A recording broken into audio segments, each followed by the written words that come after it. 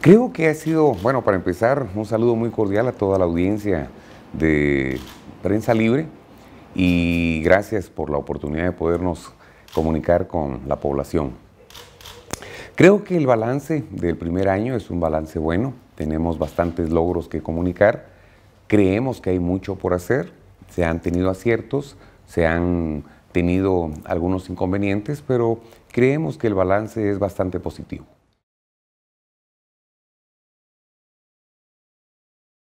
En el tema financiero creo que tenemos la tasa más barata de la historia de la deuda pública en Guatemala. Se colocaron 5.400 millones de quetzales en eurobonos al 4.5% de interés sobre tasa fija a los próximos 10 años. Eso nos representa aproximado 150 millones de quetzales de ahorro por año, solo en temas de deuda pública. Serían 1.500 millones de economía en la próxima década para el país. En el tema de educación, se batió el récord de 172 días promedio que se tenían de días de clase. Llegamos a 177 días promedio. Más de 17 departamentos del país superaron los 180 días de clase y también como un hito, por primera vez en la historia, se dieron 180 días de refacción escolar como nunca se había hecho en años anteriores. En temas de salud encontramos con menos del 60% de abastecimiento en medicinas y material quirúrgico en el sistema hospitalario y estamos entregando con un promedio de 87% de abastecimiento en medicamentos y material quirúrgico. Con eso logramos cumplir con abastecimiento de medicinas en el sistema hospitalario. Por supuesto, el sistema hospitalario todavía es el tercer nivel de los 3 niveles de salud. Estamos trabajando fuertemente para poder cambiar toda esa matriz de inversión desde los consejos de desarrollo, pero nos extenderíamos mucho si planteamos eso. Con el tema de los inconvenientes que se han tenido, ustedes saben que desde el principio del año pasado tuvimos inconvenientes con un presupuesto desfinanciado. Traíamos 1.500 millones de quetzales de deuda, de arrastre, y no teníamos dinero en caja. Teníamos una recaudación que iba en picada.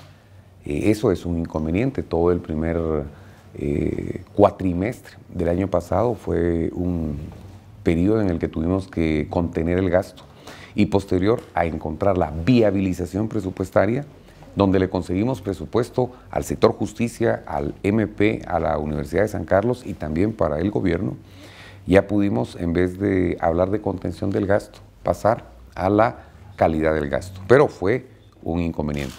Otro inconveniente importante que debemos resaltar y mencionar es que el país fue señalado de un gobierno que practicaba muchos temas de corrupción, de tal cuenta que solo el BCIE nos negó 1.600 millones de quetzales para inversión.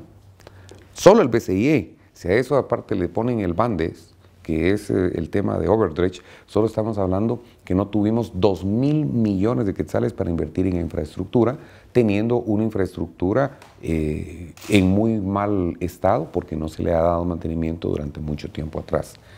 Gracias a Dios ya se logró resolver mucha de esa problemática, pero mucha tendrá que salir adelante. Segundo o tercero, inconvenientes, ustedes saben que el tema institucional cuando empieza a funcionar, empieza a quebrar esquemas.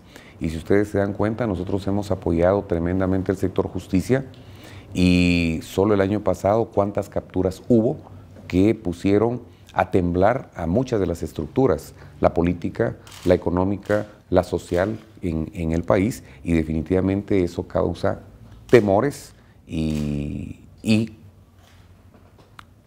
de una u otra forma impide que se pueda tener un desenvolvimiento político más natural. Y así podríamos hablar de muchos inconvenientes más, pero creo que ahí podríamos resumir la pregunta que me hacen.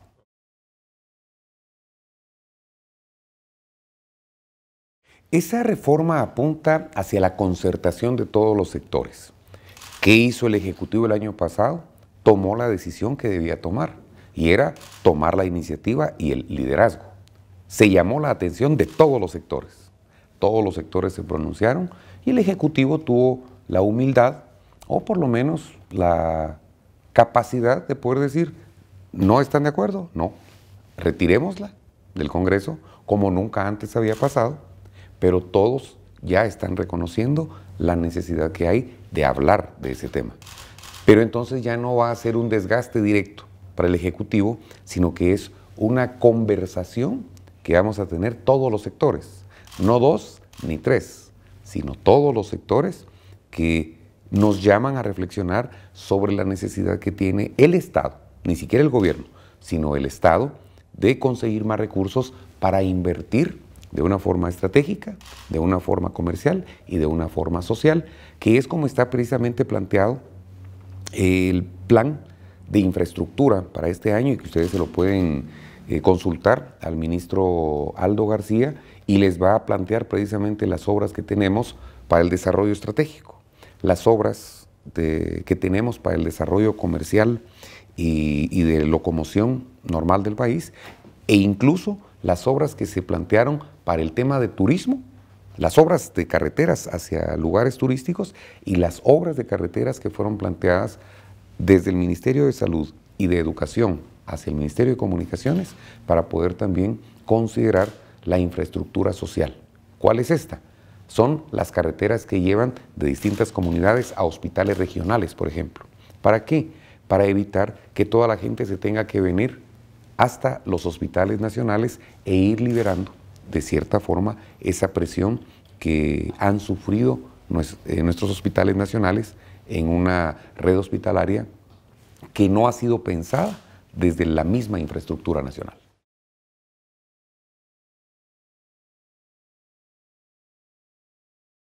El presupuesto del 2017 es un buen ejemplo. Fíjese que por primera vez en la historia se hizo un presupuesto abierto. Se invitó durante 8 semanas a todos los sectores para que pudieran hablar y se dieron cuenta ustedes que en el Congreso de la República el presupuesto volvió a ser tema de escrutinio, pero ya todos los sectores habían participado y algunos estuvieron de acuerdo y algunos otros no, pero se llegó a un consenso. Y creo que usted está utilizando la palabra correcta, porque unanimidad, creo que eso en ninguna parte del mundo se podrá conseguir a nivel nacional. Pero consensos es cuando una buena parte de la población o la representatividad de la población llegan a un acuerdo. Yo creo que si le damos el tiempo suficiente al diálogo y nos damos la oportunidad de presentar argumentos válidos y realmente sostenibles, yo creo que Guatemala va a ganar. Yo quisiera pensar, y es mi deber como presidente, pensar en que las cosas pueden funcionar. Y hace muchos años yo publiqué una frase de Walt Disney que dice, si lo puedes soñar, lo puedes lograr. Y yo creo que Guatemala lo está logrando.